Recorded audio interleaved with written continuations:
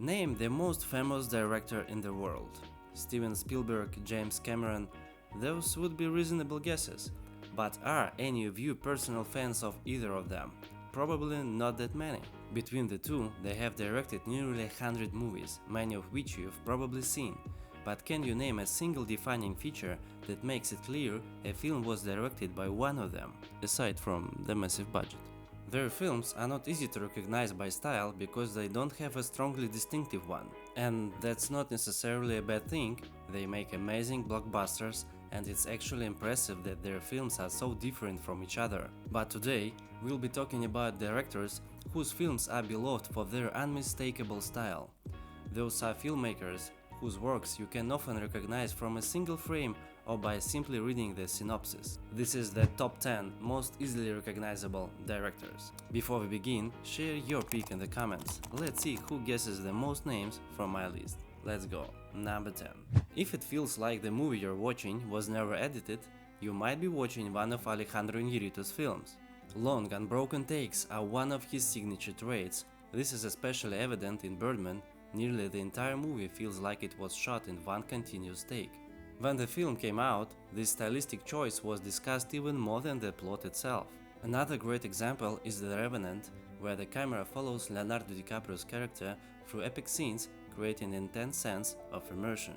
While Birdman and The Revenant keep the focus almost exclusively on the protagonist, Iñárritu other films highlight a contrasting stylistic hallmark: non-linear storytelling and complex narrative structures. Babel, for instance, weaves together multiple parallel stories connected by cultural and language barriers. In 21 Grams, a random tragedy ties strangers together and their stories unfold through time jumps. These techniques allow Iñárritu to explore how a single moment can ripple through the chain of events and change lives forever. What a weird movie! If that's your reaction, there is a good chance you're watching one of Lars von Trier's masterpieces. As the creator of Dogme 95 movement, which championed minimalism in filmmaking, von Trier often used handheld cameras and natural lighting. In Dogville, his experiments with form reached a peak, with sets reduced to chalk outlines on the floor resembling a theater stage. Add to that his preference for unsettling themes like mental illness, sexual addiction or brutality, depicted with a hyper-realistic, almost documentary-like rawness, and you'll got his signature style. It can get downright eerie when you realize some of his plots reflect his own emotional instability. Happy endings, closure, forget it. Lars von Trier's shocking and provocative style guarantees none of that. Next on the list is another master of heavy yet deeply philosophical cinema, Darren Aronofsky. Aronofsky's characters are always obsessive about drugs, success or perfection. Biblical motifs often appear in his films, but what really sets him apart are his filming and editing techniques. His most famous technique is rapid montage, quickly shifting close-up shots paired with sharp audio cues. Sound design is another key feature. Aronofsky pays incredible attention to both sound effects and background music to immerse viewers. The haunting main theme of Requiem for a Dream is proof of his dedication. Another signature of his is the SnorriCam, a device that mounts the camera to the actor, keeping their face in focus and pulling viewers into their internal world. Aronofsky's unconventional camera angles are also iconic. The favorite is the God-eyes view, where the camera looks straight down at the characters. This creates a sense of vulnerability and feeling of fate being inescapable. If Iñárritu uses long takes to follow a protagonist, his fellow Mexican filmmaker Alfonso Cuarón takes a different approach. Instead of sticking to one character, his camera observes the space where the action unfolds, letting us simply witness life happening. Cuarón's long takes create a sense of presence, keeping viewers glued to the screen. Time in his films often flows slowly, and characters speak not in the polished lines, but in the way real people do. This makes the events feel incredibly real. One of standout feature of Cuarón's style is his attention to color grading. Often you can guess the emotional tone of a film just by looking at the palette in the opening frames. Take the cold deep blue cosmos and gravity, evoking isolation and fear, or the alternating light and dark twists of fate in Roma. While these stylistic choices are less noticeable in his Harry Potter film, you can fully appreciate them in his more personal works. Hundreds of animated films are made every year, especially in Japan, but it's impossible to mistake a Hayao Miyazaki film for any other. His works stand out in both the visual design and storytelling. Every frame in Miyazaki's movies is packed with detail, making his worlds feel alive and tangible. Backgrounds are lovingly crafted from idyllic countryside settings to fantastical realms. Every object, food, clothing, household items are depicted with such precision that they immerse you fully in the atmosphere. In his universes, ordinary people coexist with mythical creatures which quickly stop being surprising to the characters. His stories often explore themes of environmental conservation and humanity's relationship with nature. Miyazaki's films are filled with kindness and gentle humor. Even his villains aren't one-dimensional, they always have motifs that elicit empathy. And of course, Miyazaki's love for depicting flight deserves special mention. These scenes, perhaps symbolizing freedom, are a recurring motif in his works. Usually, long dialogues are what come to mind first when you think of Quentin Tarantino's films. These detailed, sometimes absurd conversations, ranging from favorite burgers to moral dilemmas, help flesh out characters and create an unmistakable atmosphere. Come on, throw in a buck. I don't tip. You don't tip? Tarantino also loves structuring films into chapters, gradually immersing the audience in all necessary context before leading to a climactic conclusion.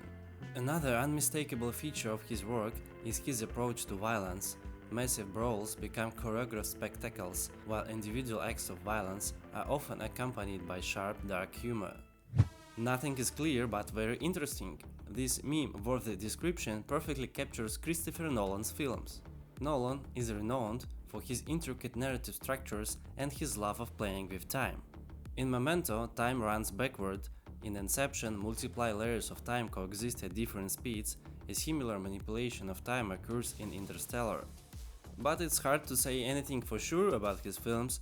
Nolan's movies leave much open to interpretation. With their ambiguous endings, they invite endless theories, and the director famously refuses to explain his intent, seeing the mystery as the essence of his work. Guy Ritchie's style has become so iconic that it's practically a genre of its own. Let's do this the Guy Ritchie way.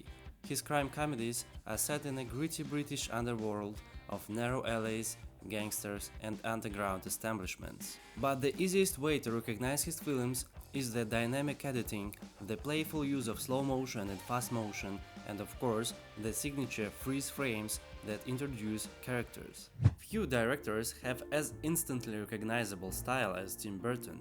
His films are set in his own gothic fairy tale-like universe infused with dark humor. Burton loves creating dark, eerie worlds with distinctive gothic architecture, sharp angles, mysterious shadows, and somber tones. His settings often include castles, graveyards, dark forests, and peculiar urban landscapes. Visually, his films are often dominated by contrasting colors, black, white, red, and greenish-blue tones. The sets often feature exaggerated, elongated forms, almost cartoonish in their oddity. His characters are another giveaway. Pale skin, oversized expressive eyes, and unique costumes, usually in black and white with bold accents, make them unforgettable. Burton's movies depict a world where the strange and beautiful collide, and the outcasts take center stage. His inspiration include horror films, comics, and his vivid imagination, all of which have helped to carve out a unique niche in cinema. Topping the list is a director whose style is so distinctive you can recognize any of his film from a single frame: Wes Anderson. Anderson has created a visual language of his own, centered on symmetry and vibrant color palettes. Unlike most directors who rely heavily on lighting and color grading to set the tone, Anderson uses carefully crafted sets, costumes, and props to bathe each scene into the desired colors. His worlds exist somewhere between reality and fairy tales. Every frame in Anderson films is perfectly symmetrical. The camera often sits dead center, and characters and objects are arranged with the mathematical precision. He uses several signature techniques: dolly shots, 90 or 180-degree camera turns, and slow motion sequences to highlight key moments. Anderson's style can be described as a visual poetry where every detail from the sets to the costumes is meticulously designed to create a dollhouse-like world. Each director mentioned here has far more subtle nuances to their style, but I have focused on the most recognizable features. Who would you add to this list? Let me know in the comments, and don't forget to subscribe to the channel. That's all for today. This was Nikita. See you next time.